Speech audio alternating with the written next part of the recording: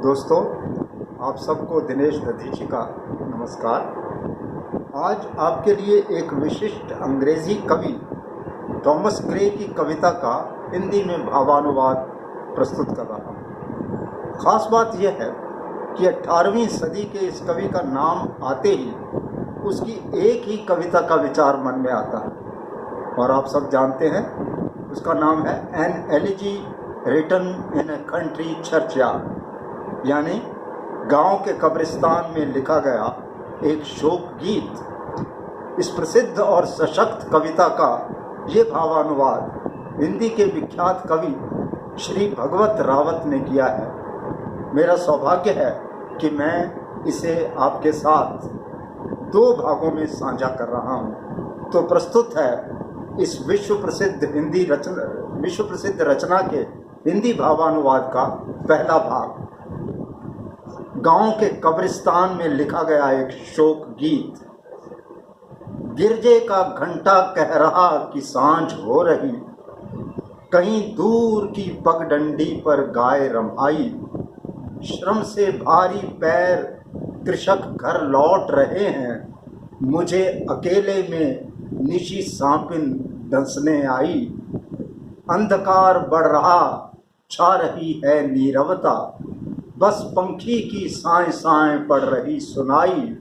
भेड़ों की घंटी ज्यों मीठी लोरी गाकर कोई उन्हें सुलाए, यूं कानों तक आई। और कहीं पर खंडहर में उलूक निज स्वर में मित्र चांद से है मेरी कर रहा शिकायत। कौन आ गया है मेरे नीरव शासन में, मुझको सदा अकेले ही रहने की आदत। ऐसी नीरवता में वृक्षों के नीचे मैं देख रहा हूँ उल्टी सीधी बनी मज़ारें। लगता मिट्टी के ढेलों पर घास उगी हो, जहाँ सो चुकी ग्रामीणों की प्राण पुकारें। उन्हें प्रात का पवन न अब सुरभित कर सकता, उन्हें न अब चिड़ियाँ गा गा कर उठा सकेंगी। जो मुर्गे की बांग न सुनकर चौंक सकेंगे, अब उनको दुनिया न नींद से जगा सकेगी। उनके स्वागत में अब चूल्हे नहीं जलेंगे, उनकी गृहिणी अब न शाम को व्यस्त रहेंगी। तुतला कर बालक न आगमन दोहराएंगे, ममता घुटनों पर चढ़ चुंबन पा न सकेगी। उनके हंसिए की उस तीव्र धार के आगे झुक जाती थी स्वयं खेत की लंबी बालें। उनके श्रम के हल से धरती फट पड़ती थी, उनके कर से टूटी कितनी तरु की डालें। अरे महत्वाकांक्षा, मत हंस उस जीवन पर जिसकी प्रतिभाओं को स्वर संबल न मिल सका, जिनकी राम कहानी याद न रही किसी को, जिसको सदा घृणा का ही उपहार मिल सका। ऊंचे कुल का अहम और भौतिक समृद्धि सब, सुंदरता धन वैभव यहीं पड़े रह जाते। जीवन के सब शानदार यशपूर्ण रास्ते एक कब्र तक ही जाकर समाप्त हो जाते। अरे दंभियो, उन्हें दोष मत दो यदि उनकी कब्रों पर स्मारक न सजाकर गया बनाया। नहीं शोक में गाया गया मरसिया जिनको गिरजे की भू में न गया दफनाया। सोने के प्यालों में रखी अस्थियां जिनकी, क्या उनको अब वे फिर से जीवित कर सकती? अपने आदर में गाई कविता भाषण को मर जाने पर क्या कोई मिट्टी सुन सकती?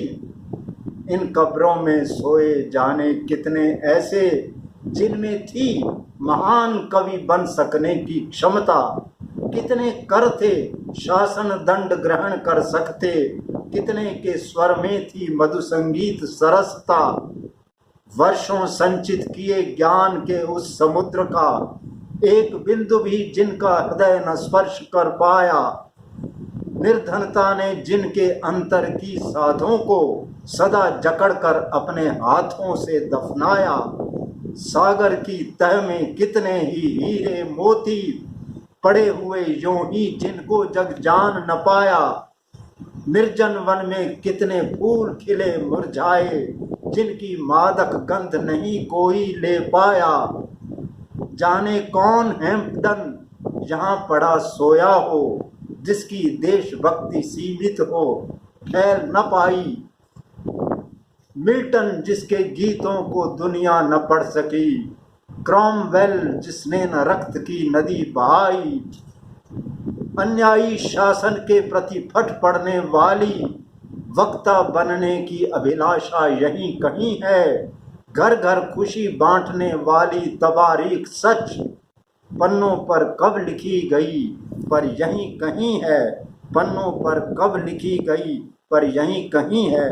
दोस्तों, इसके दूसरे भाग के साथ मैं शीघ्र ही एक अलग वीडियो में आपके सामने उपस्थित होऊंगा। कविता का ओरिजिनल टेक्स्ट आपको इसी वीडियो के नीचे मिल जाएगा। धन्यवाद।